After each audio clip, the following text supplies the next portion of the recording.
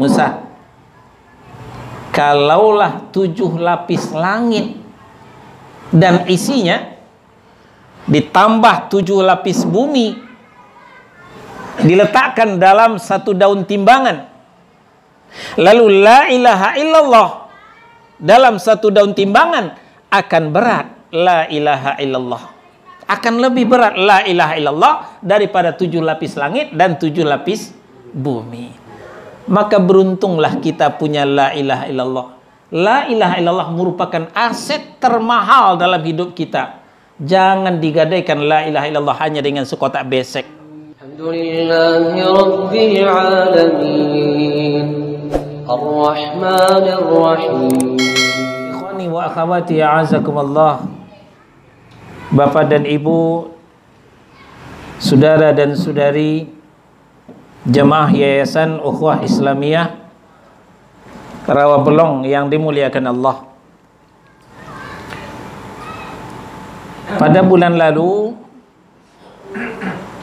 pembahasan tauhid kita sudah masuk kepada tauhid uluhiyah. Kita ulang sedikit. Tauhid uluhiyah, ifradullah ta'ala min jami'i af'alil bashar, mengesahkan Allah subhanahu wa ta'ala dalam semua perbuatan manusia. Semua peribadatan bermuara kepada Allah subhanahu wa ta'ala, mulai daripada ibadah, berdoa dan berharap, meminta, takut, cinta, bernazar, menyembelih, semuanya itu bermuara kepada Allah subhanahu wa ta'ala. Tauhid uluhiyah ini bersumber daripada syahadat kita, asyhadu an la ilaha illallah. Dari situ sumbernya tauhid uluhiyah. Maka seseorang bisa dikatakan muslim kalau dia sudah mengucapkan 2 kalimah syahadat, asyhadu an la ilaha illallah wa asyhadu anna muhammadar rasulullah. Namun sempurnanya syahadat itu kalau sudah memenuhi syarat dan rukun, ya, syarat dan ketentuan. Inilah pembicaraan kita pada malam ini, syarat-syarat daripada la ilaha illallah. Sahnya syahadat kita, sempurnanya syahadat kita kalau sudah memenuhi syarat-syarat ini. La ilaha illallah ini kaum muslimin menyebutnya juga dengan tahlil, karena ucapan tahlil itu adalah la ilaha illallah. Nah, kalau demikian, la ilaha illallah itu tidak cukup hanya diucapkan saja, tapi kita harus memenuhi syarat-syarat. Ketika syarat ini belum lengkap, maka yang disyaratkan itu belumlah sempurna. Para ulama kemudian merumuskan la ilaha illallah itu mempunyai 7 syarat. Mempunyai 7 syarat. Nah, inilah yang akan kita kaji ke depan. Malam ini hanya bisa kita bicarakan syarat yang pertama.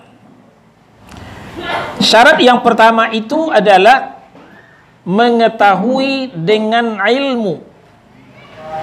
Mengetahui dengan ilmu. Kita ke papan tulis. Syarat yang pertama adalah mengetahui dengan ilmu. Jadi la ilaha illallah itu tidak bisa hanya dengan latah. Apa itu latah? Ondong ayah, ondong dada. Orang tagalicia, awak tejelapak. Itu latah namanya tuh. Ikut-ikutan. Orang batahlil, awak batahlil. Orang la ilaha illallah, kita la ilaha illallah. Tapi tidak mengerti apa esensi daripada la ilaha illallah itu. Dalil wajibnya kita mengetahui la ilaha illallah. Pertama, terdapat dalam Muhammad surah yang ke-47 ayat 19. Quran surah 47 ayat 19. Kita buka mushaf. Allah berfirman, "Fa'lam annahu la ilaha illallah wastaghfir li dzambika wal mu'minina wal mu'minat wallahu ya'lamu mutaqallabakum wa mathwaakum." Fa'lam annahu la ilaha illallah. Maka ketahui olehmu bahwa la ilaha illallah, tidak ada ilah, tidak ada Tuhan, tidak ada sesembahan yang hak melainkan Allah. Ulama usul fiqh mengatakan aslul amar lil wajib. Asalnya amar itu berfaedah kepada wajib. Fa'lam itu fi'lul amr. Maka wajiblah hukumnya mengetahui tentang la ilaha illallah. Maka kalau Nabi mengatakan talabul ilm, ya, fardhidah. Talabul ilmi, ya, bukan talabul ilmu, tapi talabul ilmi fardhidah. Hukumnya fardu. Ilmu yang dimaksud adalah ilmu tauhid, ilmu akidah, ilmu yang membahas tentang la ilaha illallah. Wajib hukumnya mengetahui tentang la ilaha illallah. Karena ini berbicara tentang Rabb, tentang ilah. Inilah yang akan ditanya nanti di dalam kubur, ma rabbuka. Malaikat tidak akan menanyakan dulu belajar matematik enggak? Bahasa Inggrisnya berapa? Fisikanya berapa nilainya? Tidak ditanya oleh malaikat. Apa yang ditanya? Man rabbuka. Siapa Rabbmu?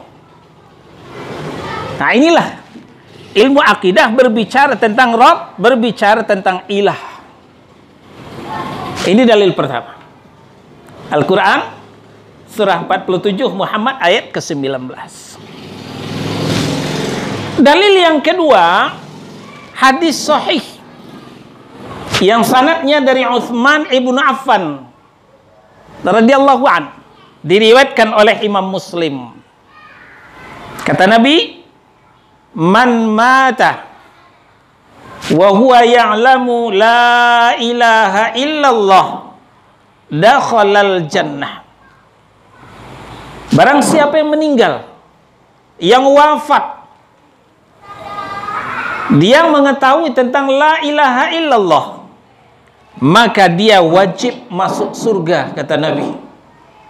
Dia masuk surga. Mafhum mukhalafahnya atau pengertian sebaliknya, barang siapa yang meninggal tapi tidak tahu dengan la ilaha illallah, jangan berharap untuk masuk surga. Jangan ngimpi untuk masuk surga. Karena la ilaha illallah itu dikaitkan dengan ilmu, mengetahui. Maka tersingkirlah yang latah, yang ikut-ikutan, yang tidak mengetahui. Ini dalil tentang wajibnya mengetahui la ilaha illallah. Kalau demikian, apa saja yang harus diketahui dari la ilaha illallah? Nah, kita masuk sekarang kepada bagian B. Tadi bagian A adalah dalil. Sekarang bagian B, apa saja yang harus kita ketahui dari la ilaha illallah itu? Satu, makna dan rukunnya. La ilaha illallah itu bahasa asing, bukan bahasa Indonesia. Indak lo bahasa Jakarta, indak lo bahasa Piaman. tapi bahasa Arab. Maka kalau kita tidak mengetahui maknanya, kita tidak mengerti apa itu la ilaha illallah. Kita tidak faham. Maka kembali kepada latah tadi. Ya, orang manggu awak menggea, ya, itu taruh tripping untuk banyak makan ekstasi. Tapi tidak mengerti apa makna dan rukun la ilaha illallah. Di dalam Al-Quran, Al-Hajj surah 22 ayat 62, di situ dijelaskan oleh Allah Subhanahu wa taala tentang makna la ilaha illallah. Makna la ilaha illallah itu adalah la ma'buda bihaqqin illallah. Nah, ini makna la ilaha illallah. La ma'buda bihaqqin illallah. Ma'bud artinya yang disembah, yang diibadahi. Bihaqqin dengan hak, dengan benar. Jadi maknanya adalah la ma'buda bihaqqin illallah. Tidak ada yang disembah, tidak ada yang diibadahi dengan benar selain daripada Allah Subhanahu wa taala. Banyak kita mendengar di luar sana ketika ditanya apa makna la ilaha illallah, ya tidak Tuhan selain Allah. Tidak ada yang disembah selain Allah. Tidak ada yang diibadahi selain pada Allah. Selesai. Itu belumlah cukup. Itu masih bisa dibantah. Kenapa? Kalau la ilaha illallah, tiada Tuhan selain Allah, ternyata masih banyak Tuhan selain pada Allah. Nah, sebentar lagi, tanggal 25 beko, hari ulang tahun Tuhan. Happy birthday to you. Ya, hari ulang tahun Tuhan Yesus Kristus anak Allah. Itu yang diyakini agama Subaliat. Sang Hyang Widiwasa Tuhan juga. Siwa, Wisnu, Brahma Tuhan juga. Ternyata banyak Tuhan selain pada Allah. Kalau tidak ada yang diibadahi selain pada Allah, Tuhan-Tuhan itu juga diibadahi. Kalau tidak ada yang disembah selain pada Allah, Tuhan-Tuhan itu juga disembah. Nah, maka disinilah perannya bihaqqin. Ya. Tidak ada yang disembah dengan hak. Tidak ada yang disembah dengan benar selain daripada Allah. Nah, sekarang kita lihat dalilnya. Dzalika bi anna Allaha huwal haqq wa anna ma yad'una min dunihi huwal batil wa anna Allaha huwal aliyyul kabir. Maka dengan ayat ini akan terbantahkan, ya, tiada Tuhan yang hak selain Allah. Oh, kami juga punya Tuhan. Apa? Yesus Kristus. Ya, tapi itu Tuhan yang batil, bukan Tuhan yang hak. Nah, di sini dijelaskan. Dzalika bi anna Allaha huwal haqq. Demikianlah kebesaran Allah karena Allah dialah Tuhan yang hak. Sementara itu, wa anna ma yad'una min duni huwal batil. Apa saja yang disembah selain daripadanya, nya itu apa tuh? Allah. Apa saja yang disembah selain pada Allah, huwal batil. Sebut saja Yesus Kristus batil, Brahma Siwahid, Wisnu batil, Sang Hyang Widiwasa batil. Ini maaf, kajian kita buat intern, hanya untuk kaum muslimin, tidak ada urusan dengan agama lain. Karena kajian kita meluncur di YouTube, nanti dituding lagi penodaan agama.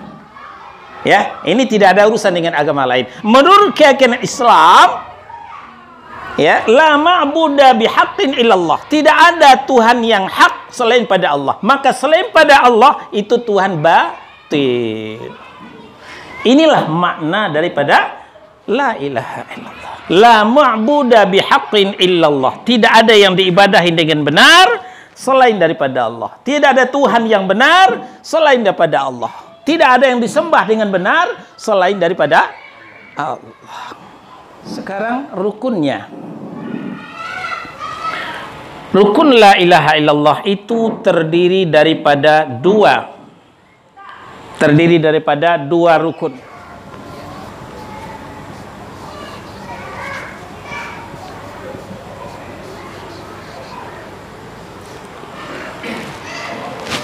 Rukun yang pertama itu mencakup kalimat la ilaha.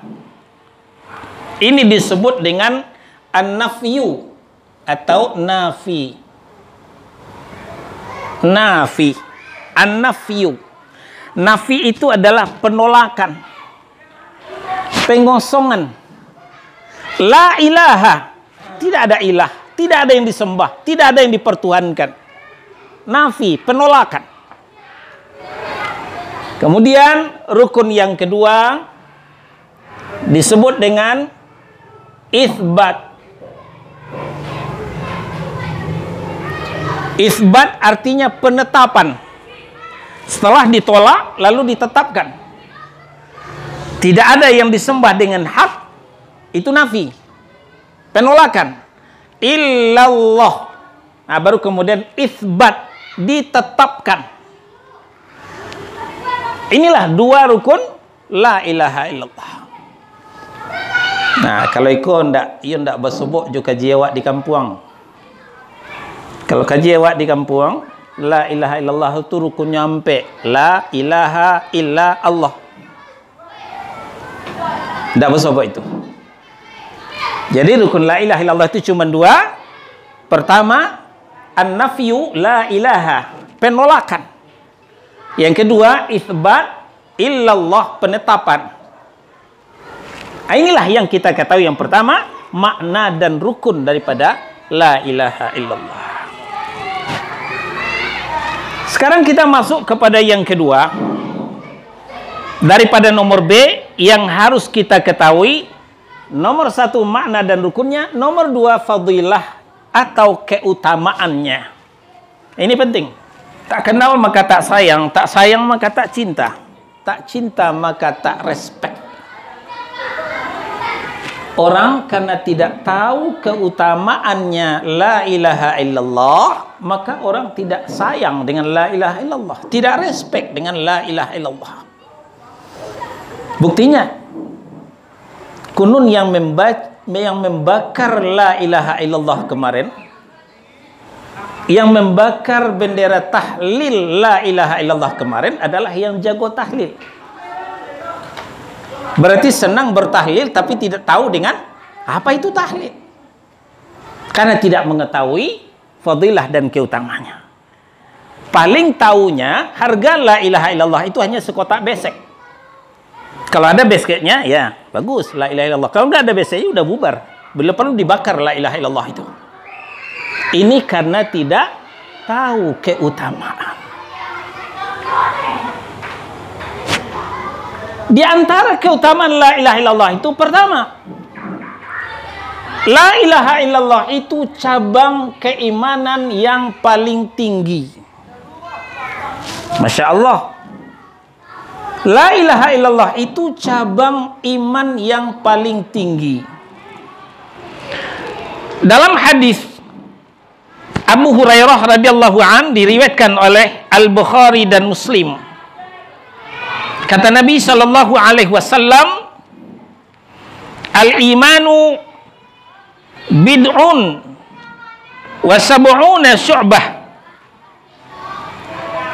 Iman itu lebih daripada 70 cabang.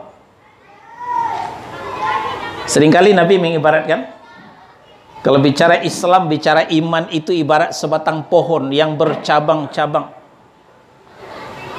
Jadi kata Nabi, iman itu memiliki apa? Berapa? Lebih 70 cabang. Fa afdaluha qaulu la ilaha illallah. Cabang yang paling utama itu adalah ucapan la ilaha illallah. Cabang yang paling utama adalah ucapan la ilaha illallah. Wa adnaha imatatu adza 'anit tariqah. Cabang iman yang paling rendah adalah menyingkirkan penghalang di jalan. Wal haya'u syu'batun minal iman, sedangkan malu adalah salah satu cabang daripada keimanan. Kalau kita melihat pohon yang rindang, bercabang-cabang, ya berdahan yang banyak, beranting, berdaun yang rimbun. Ketika datang angin yang kencang, angin limbubu, puting beliung, maka robohlah pohon itu. Kalau cuma ranting yang gugur nggak masalah, masih indah pohonnya. Tapi kalau sudah cabang yang besar yang roboh, maka pohon itu nggak karu-karuan bentuknya. Nah begitulah iman. Kalau la ilaha illallah ini yang sudah rusak, maka pohon itu tidak ada gunanya lagi. Maka nanti akan ada pembahasan kita nawaqidul Islam, pembatal keislaman, maksudnya yang merobohkan cabang keimanan, yaitu la ilaha illallah.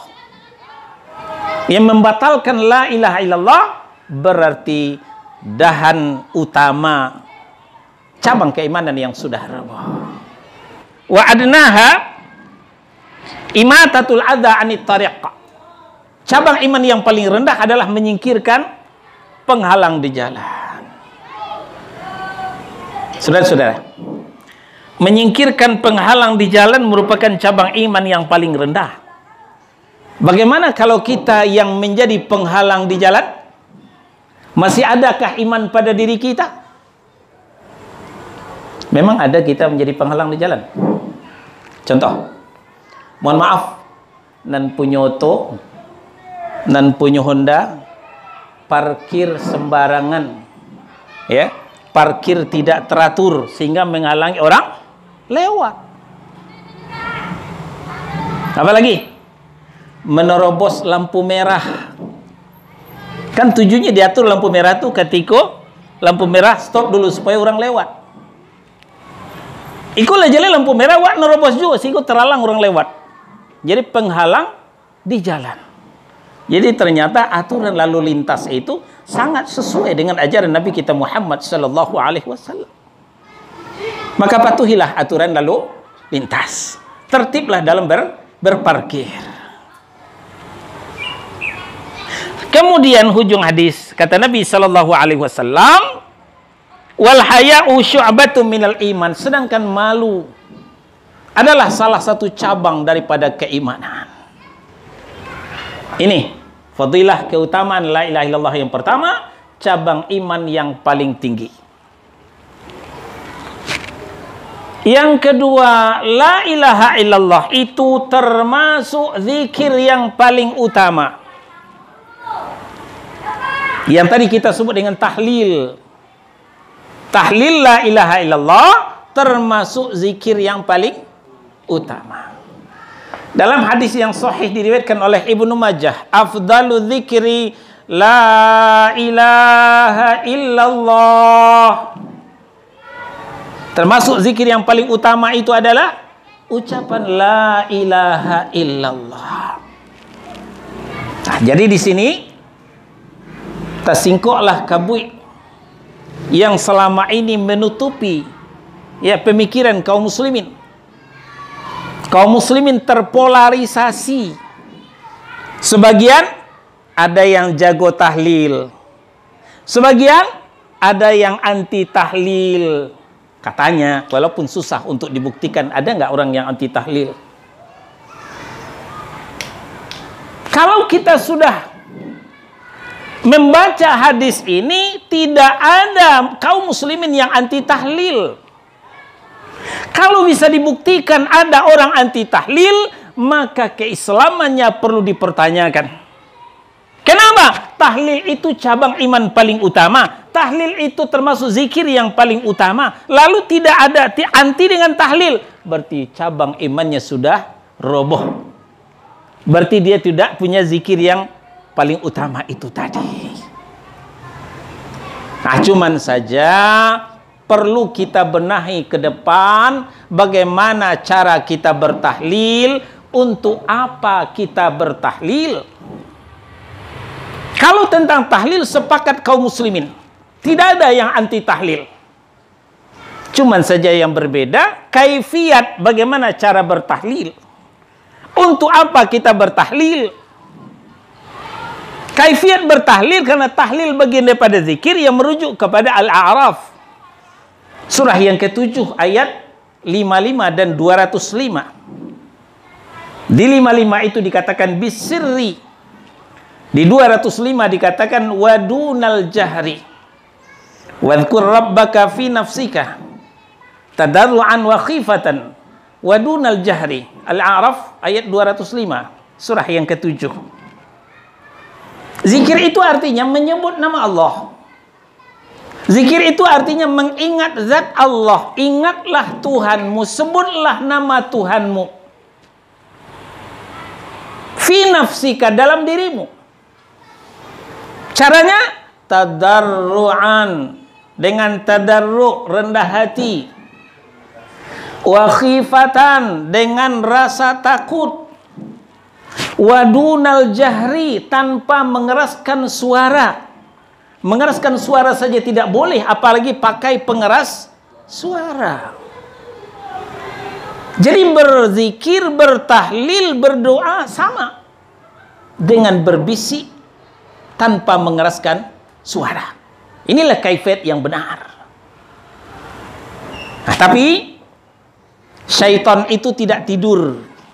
Syaitan itulah yang menghembuskan kepada telinga manusia, maka manusia berkreasi dan berinovasi. Mereka berzikir, bertahlil dengan berdendang, dinyanyikan. Mereka berzikir dan bertahlil dengan bergoyang. La ilaha illallah. Mereka berzikir dan bertahlil dengan bergendang. Bukankah merawis itu adalah gendang? 3 kreasi dan inovasi yang tidak pernah diajarkan dalam Al-Quran dan Sunnah. Berdendang, bergoyang, bergendang. Jadi kita kembalikan kepada kaifiat asalnya. Berzikir, bertahlil itu bisiri, dengan berbisik. Wadunal jahri, tanpa mengeraskan suara. Selanjutnya keutamaan tahlil atau la ilaha illallah yang ketiga adalah termasuk husnul khatimah. Husnul khatimah. Apa itu husnul khatimah? Baik kesudahan. Ya, lawannya su'ul khatimah, buruk kesudahan. Kalau su'ul khatimah itu ada orang menapak hidupnya dari pendidikan agama masuk pesantren. Pesantren yang ternama lagi. Tamat di pesantren, lanjut ke pendidikan Islam. S1, S2, S3. Sederet gelar profesor, doktor, MA. Tapi sampai dia di tingkat atas, malah dia jadi pecundang. Bukan menegakkan Islam, tapi menghancurkan Islam dari dalam. Itulah yang banyak tergabung dalam jaringan Islam liberal yang sekarang berganti baju dengan Islam Nusantara. Nah, kemudian yang dimaksud di sini husnul khatimah. Mungkin masa muda gelap, mungkin masa muda ahlul maksiat, pendosa, tapi sekarang sudah bertaubat. Bertaubat, mohon ampun kepada Allah, menjadi orang yang soleh. Menjadi orang yang soleh, bahkan diantaranya ada yang menjadi ustadz. Nah, tanda husnul khatimah ini kata Nabi adalah kalau mengucapkan la ilaha illallah. Dalam hadis Muaz bin Jabal radhiyallahu an, diriwayatkan oleh Abu Daud, kata Nabi sallallahu alaihi wasallam, "Man kana akhiru kalamihi la ilaha illallah dakhalal jannah." Barang siapa yang akhir ucapannya la ilaha illallah, maka dia masuk surga, kata Nabi sallallahu alaihi wasallam. Itulah sebabnya ketika ada yang sekarat, tahu sekarat? Lah Senin Kemis, dokter lah suruh bawa pulang, tak akan mungkin lah dah. Ya. Lama agui-agui. Nah, kata Nabi apa? Laqinu mautakum la ilaha illallah. Ajarkan orang yang akan meninggal itu la ilaha illallah. Jadi talqin itu sebelum meninggal, bukan setelah meninggal. Yang akan meninggal baru ditalqin dengan la ilaha illallah. Kalau lah meninggal ya tidak ada cerita itu. Tinggal berdoa saja. Supaya di akhir ucapannya itu dia mengucapkan la ilaha illallah. Karena waktu sekarat itulah perjuangan yang paling hebat, godaan daripada syaitan, sehingga walaupun dia ketika hidup jago tahlil, tapi saat nyawanya akan dicabut oleh malaikat maut, dia lupa dengan la ilaha illallah. Itu yang ketiga. Yang keempat, fadilah keutamaan la ilaha illallah itu, inilah yang diharapkan memberatkan timbangan. Bapak Ibu, ternyata ndak lado sana bertimbang, ndak bawang sana bertimbang, ya. Ternyata amal, pahala dan dosa juga ditimbang. Fa'amma man thaqulat mawazinuh fahuwa fi 'ishatir radiyah. Barang siapa yang berat timbangan kebaikannya, maka dia ditempatkan dalam kehidupan yang diridhai, yaitu dalam surga. Sebaliknya, wa amma man khaffat mawazinuh fa ummuhu hawiyah. Barang siapa yang ringan timbangan kebaikannya, maka untuknya neraka hawiyah. Tahukah Anda wama adraka ma hiyah? Apakah itu neraka hawiyah? Narun hamiyah, api yang menyala-nyala.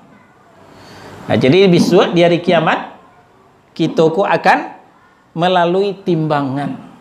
Ditimbang antara dosa jo pahala, antara amal baik dengan amal buruk. Nah, ternyata termasuk yang memberatkan timbangan baik adalah ucapan la ilaha illallah. Merujuk kepada hadis Abu Sa'id Al-Khudri, diriwayatkan oleh Ibn Hibban dan Al-Hakim. Berkata Nabi sallallahu alaihi wasallam, qala Musa, dulu Nabi Musa pernah minta. Kata Nabi Musa, ya Rabb, alimni syai'an adhkuruka wa ad'uka bih. Wahai Rabb, ya Allah, tunjukkan kepadaku supaya aku bisa berzikir, aku bisa berdoa dengannya. Nah, jadi Nabi Musa minta kaji setelah masuk kampung, minta kaji, minta zikir, minta doa apa yang dibaca ya Allah. Allah berfirman, qul ya Musa la ilaha illallah.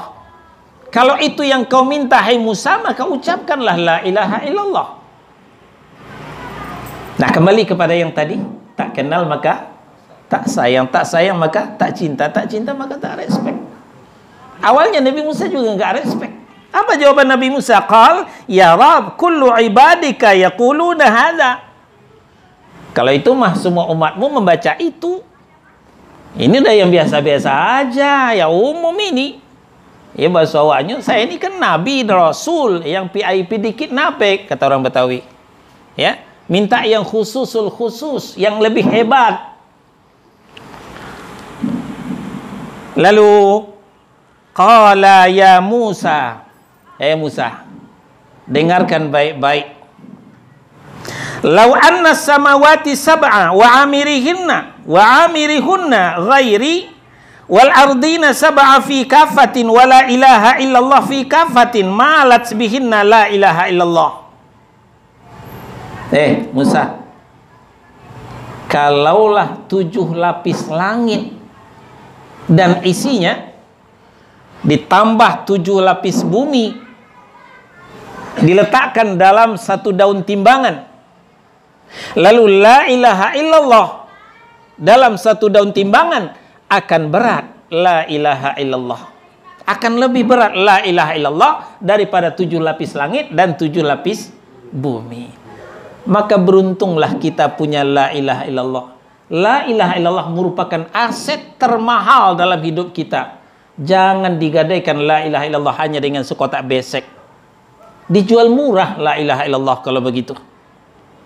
Jadi la ilaha illallah aset termahal dalam hidup kita, pemberat timbangan di hari akhirat. Maka jangan sia-siakan la ilaha illallah. Alhamdulillahi Rabbil Alamin Ar-Rahmanir Rahim